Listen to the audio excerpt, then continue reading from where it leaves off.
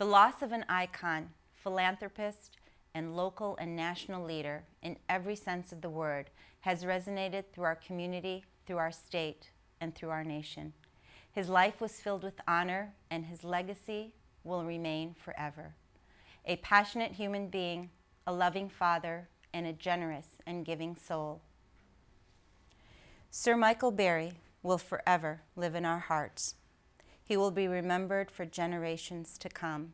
I had the honor of sitting down with him on our 9th episode of Community Connection back in 2009 as a tribute to an amazing man, a legend, and a friend that will be valued and honored for a lifetime. Here's to you, Sir Michael Berry. We love you. Rest in peace. Welcome to Community Connection. My name is Siham Awada Jaafar, and I'm your host to Community Connection, your window to the world around you. Today we have a wonderful, wonderful guest, and I am extremely honored to have with us Sir Michael Berry, who is a philanthropist. He was a successful and still is successful attorney, politician, public servant, community leader, and general humanitarian. He really, truly epitomizes the American dream, and he serves as an excellent example for Americans and particularly Arab Americans.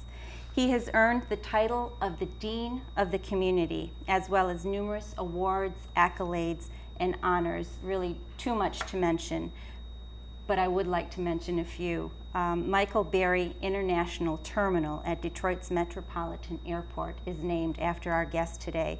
He's received the Ellis Island Medal of Honor Award, the National Order of Cedar of Lebanon Award, which has given him the title of Sir Michael Berry, which we'll be discussing in a few minutes. He's a man of integrity, and Sir Michael Berry is about helping people, no matter what culture, what color, what race, or what creed. He is a man of the people. Please welcome my special guest, Sir Michael Berry.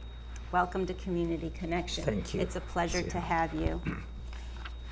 You came from very humble beginnings, and you come from a village in Lebanon called Tibnin. Can you tell us about your childhood and how you migrated here into the country and how you started your wonderful career?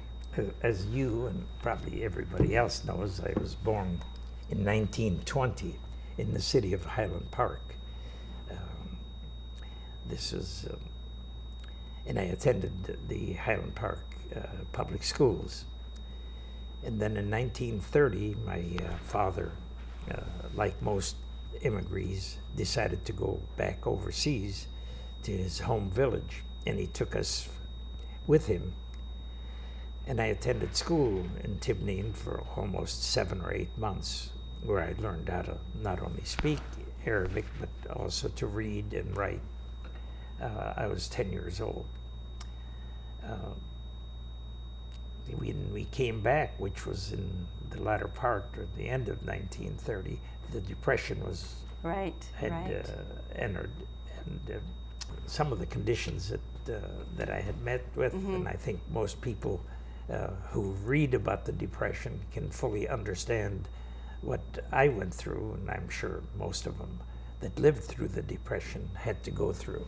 It was a terrible time in our country's history. I mean, when I try to explain to my children what I went through, they keep saying, well, Dad, those were different times. Now you have to live in what's going on today, and you have to provide what we should have today. That experience sort of shapes you, and if you haven't lived through it, you can't really appreciate that kind of lack of having things or food or just trying to struggle to make ends meet.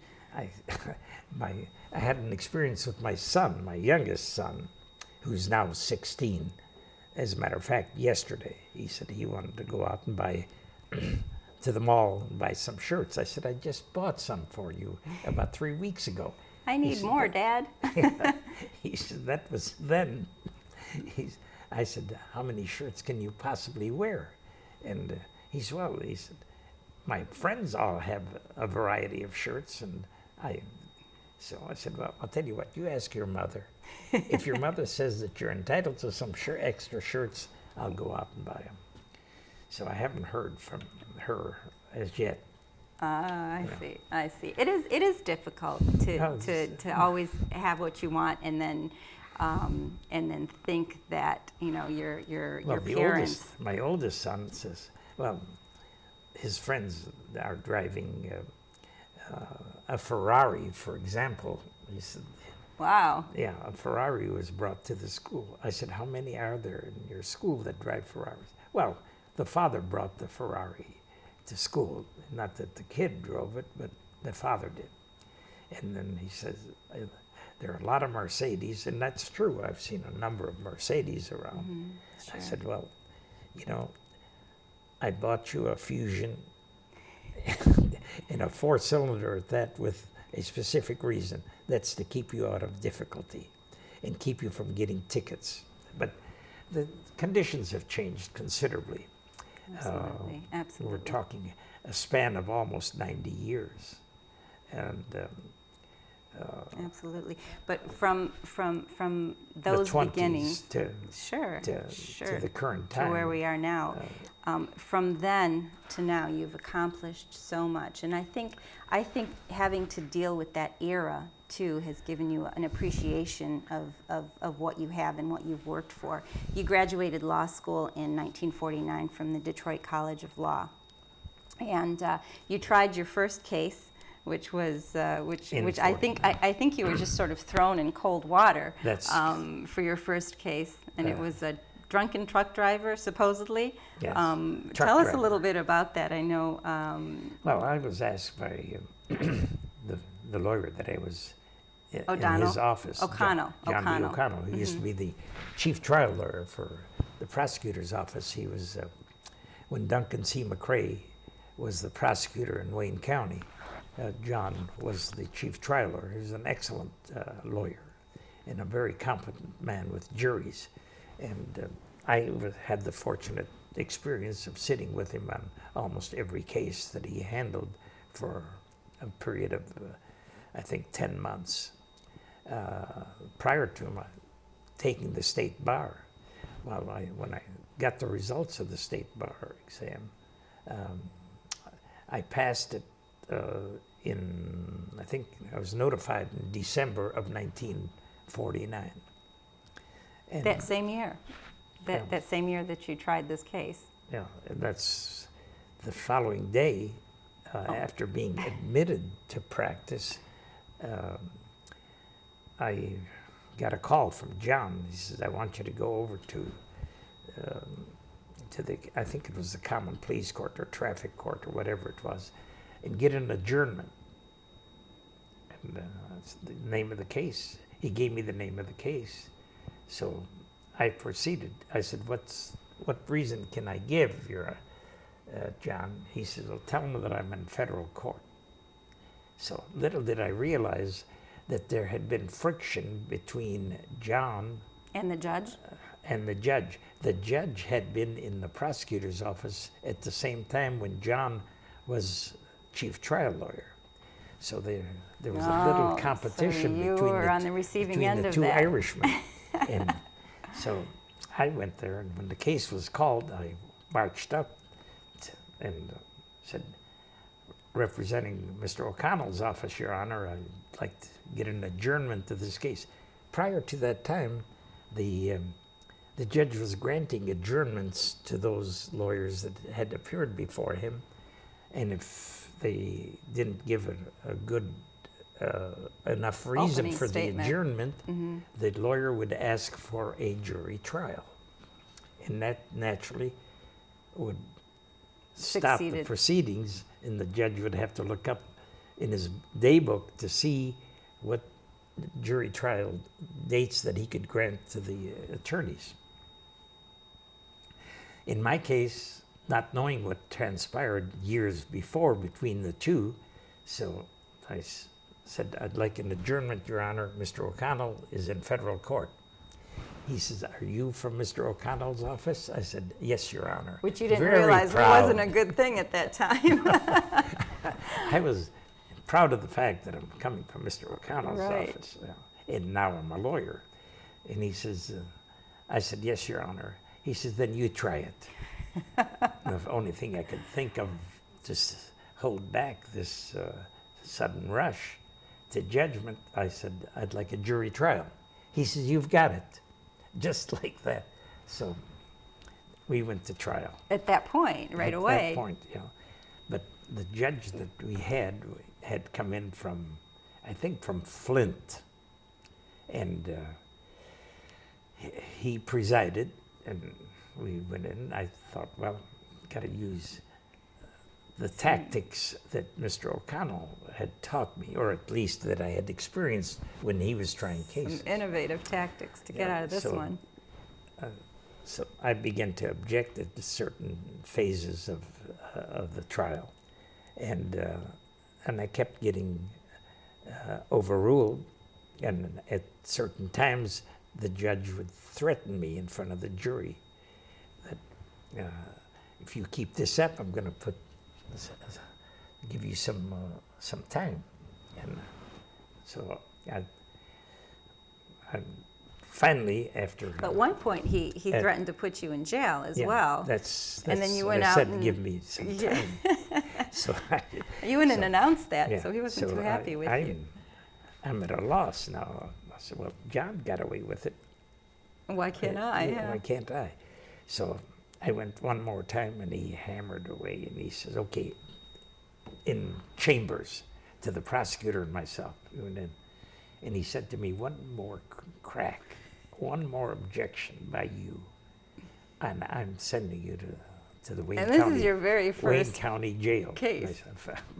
I figured, how can I go to jail in my first case? So I go back, and I failed to mention that the defendant was a tall Southern man who was a truck driver who was missing his teeth. He had false teeth, and as a result, he would slur his words. So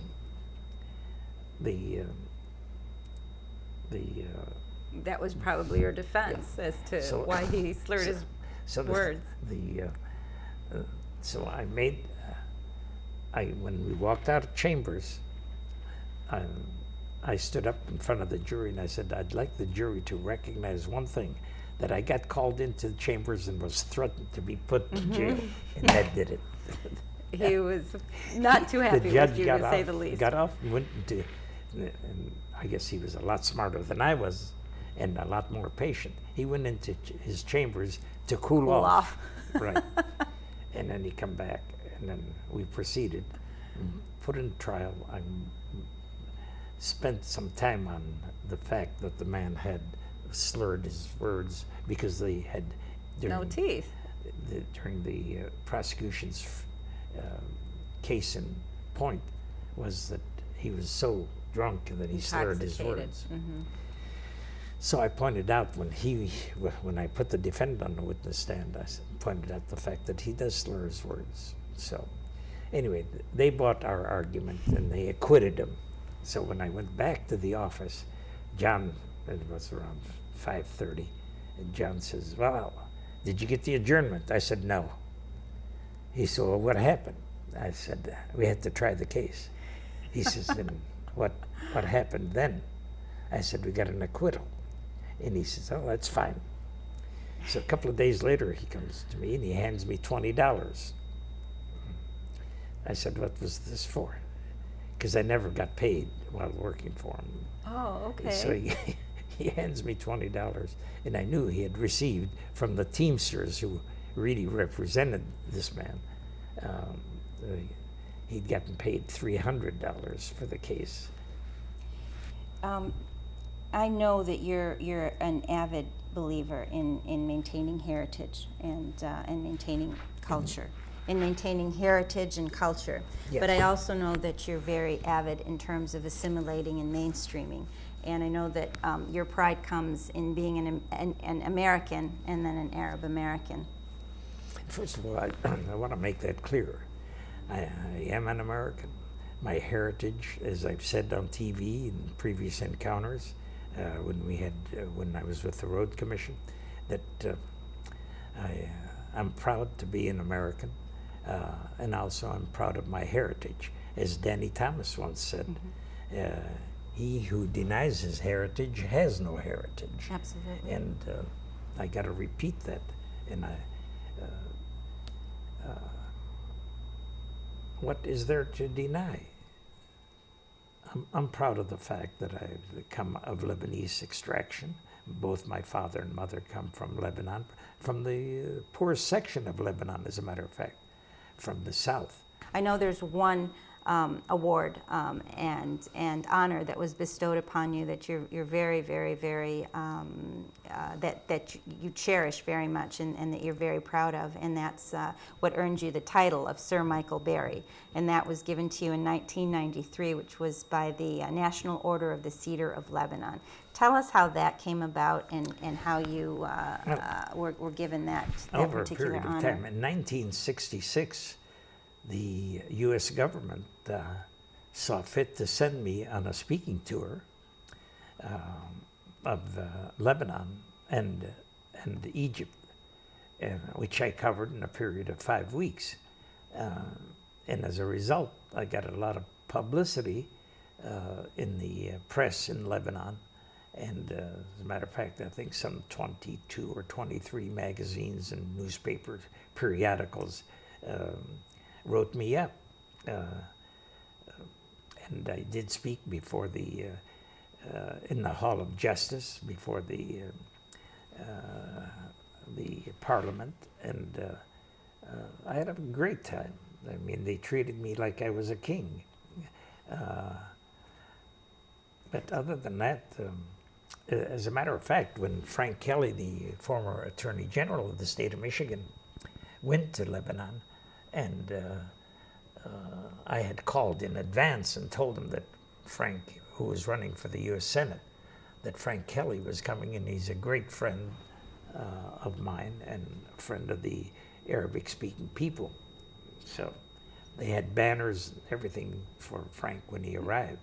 And as a matter of fact, the cab driver that took him to their hotel made quite a do about the fact that I had called on his behalf and so forth. And he keeps talking about it Yes, in every speech he gave in Dearborn. I've heard about that too. He says just because of the fact that he was associated with you, he sort of had red carpet treatment in Lebanon, which says scores, absolutely.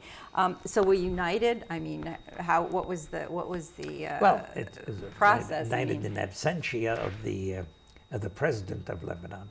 It was through the Lebanese consulate here in Detroit, and there was a party in Livonia that was given, and I think it was attended by 400 or 500 people, and that was when the presentation was made with the medal of the Cedars of Lebanon. It's the highest honor that Lebanon can bestow upon a civilian. Which entitles you to the title of Sir Michael Berry, which is always fun to say. Among everything that you've done in terms of law and in terms of other things that you've accomplished in your life, you've also been awarded the Ellis Island Medal of Honor Award in 1998. And this has been shared by 6 U.S. presidents and Nobel Peace Prize winners. So you are definitely in elite company there. Were you chosen for this award because of your role in government or for your role as a lawyer? No, frankly, I think it's an award that's generally given to those first generation of any ethnic group who have accomplished during their lifetime something that would set them apart from others, people who have given to this country and have promoted this great nation of ours.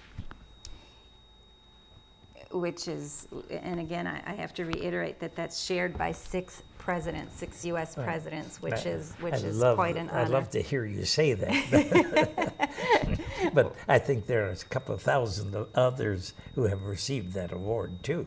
And I'm not trying to diminish the presidents receiving that, but they are probably the titular it's people. An honor. Sure. And Nobel Peace Prize winners as well. But just the level of people that are awarded this prize is very limited, and that's quite an honor. I know that you've played a role, a very minor role maybe in the Republican Party and also in a major role in the Democratic parties. And I know that you're I don't want my friends in the Democratic Party to think that I have jumped ship. I have not. Oh, absolutely not. I have not. No. My role in the Republican Party was to the extent that when Reagan, when they held the, I think the Republican National Convention here in Detroit, I was then chairman of the Wayne County Road Commission. Right. And as a result, I handled the transportation out of Metro Airport to the,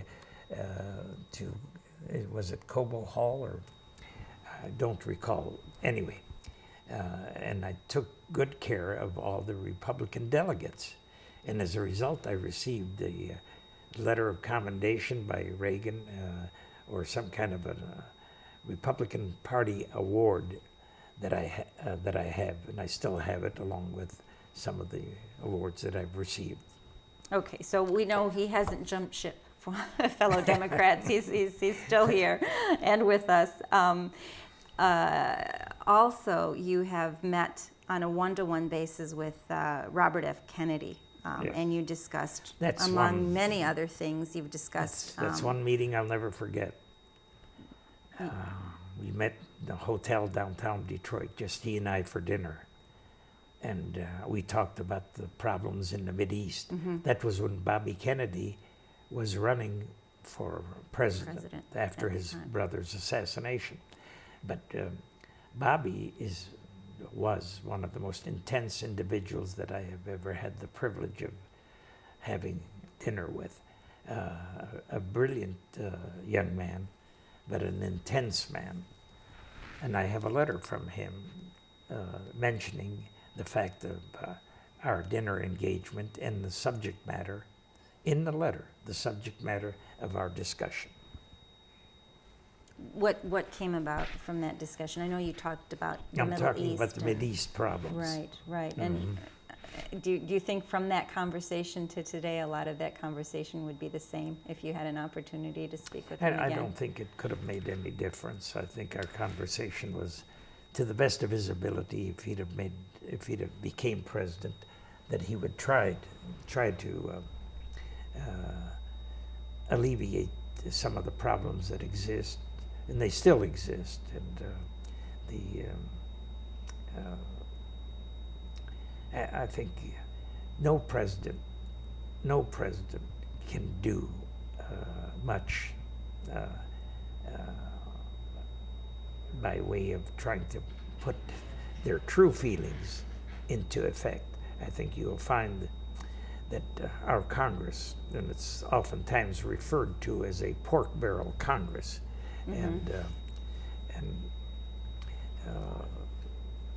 when I say that, I don't want to infer that all the congressmen are of that ilk.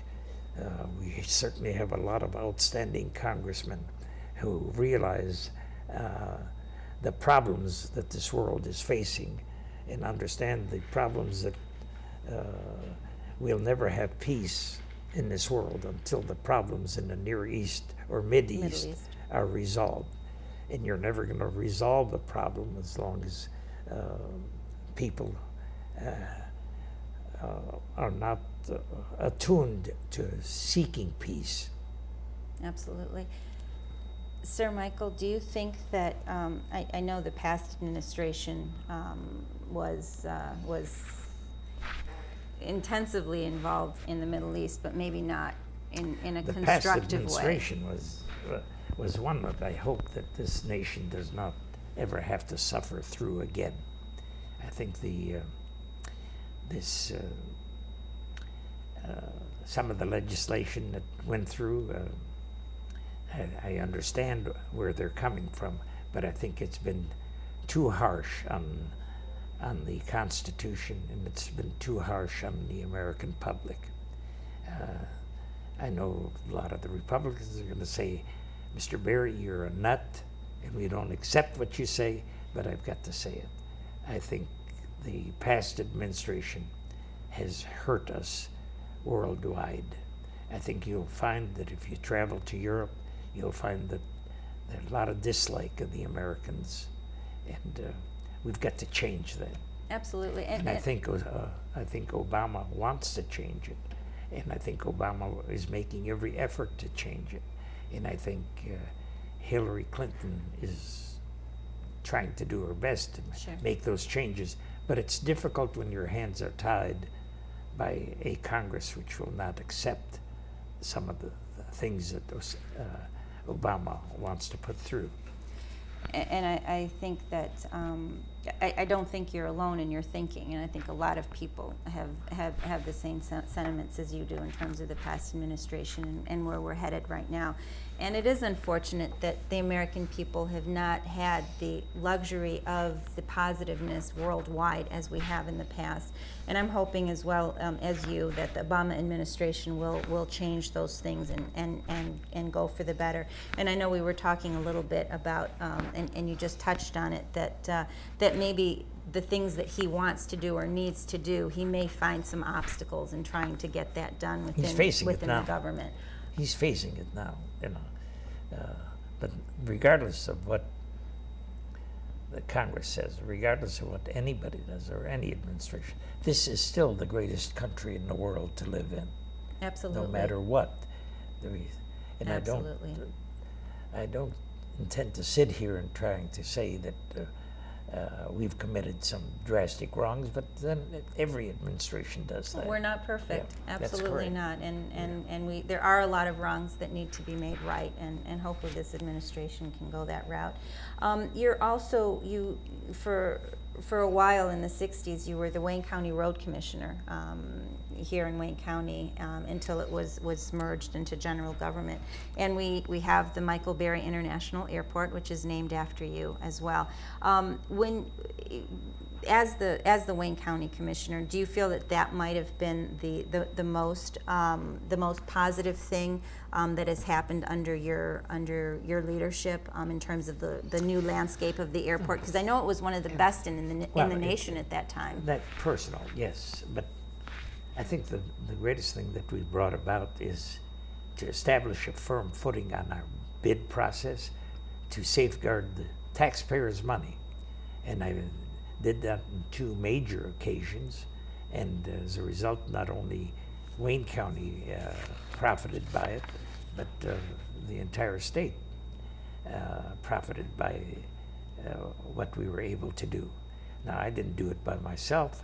I had certainly help with my 2 co-commissioners and our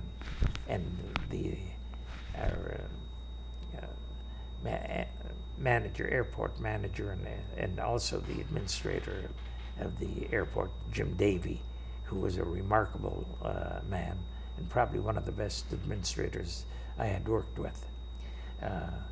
But he saw fit that I was not happy about the bid process. As a matter of fact, I came close to firing one of the individuals, but I decided it was not in our best interest to do so, and he kept his job, but he promised that he would never let it happen again. Right now, you're married to a wonderful woman, Cindy. Now what? You're married to a wonderful woman, yes. Cindy yes, Haynes Berry. A wonderful gal. And I also have 2 sons now, both one's 16 and one's 18. But living with teenagers is not easy, let me tell you. I'm sure they give you a run for your money. Oh, and this is more than a run, believe me. Yeah. I don't know how I can live through it. Well, they make you young too, absolutely. That's what everybody says, but I'm getting older by the second. In a good way, Yes, I have a couple of teenagers at home, so I know how challenging it could be, but how rewarding it is as well. You are a philanthropist and truly a man of the community. I mean, what you've accomplished, I think you've given back 20-fold.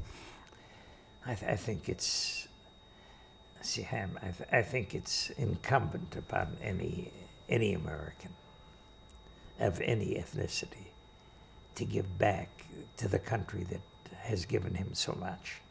And all I ask is really that the playing field be leveled so that everybody of any ethnic extraction has the right to live his life the way he wants to live, within the boundaries of the law. Absolutely. Very, very, very well said. You're always lending a helping hand, and you're definitely practicing what you're preaching. And given all the awards and all the accolades, it's very, very obvious that you have given so much back to the community. Among those as well, you've got the University of Michigan Community Service Award, which was given to you in 2009, and you'll also be receiving very soon the Diversity Award by the Corp magazine, which is one of great honor. I also want to mention that there's so much to speak about with Sir Michael Berry, and if we were to go through his lifetime, we'd have to write a book. And there is a book that's written, and it's called Michael Berry, written by Susan Giffen, which details his life and accomplishments and philanthropy, and talks about humble beginnings to where he is now. So if you get a chance to take a look at that and learn more about this incredible man, please do. Michael Berry is truly an icon and a hero to many, and a philanthropist, and more importantly, a very caring human being. I want to thank him from the bottom of my heart for being here and for talking to us very candidly. Thank you so much, Sir Michael Berry. It's a pleasure. And thank you for looking in. Community Connection, your world, your window to the world around you. Thank you. We'll see you next time.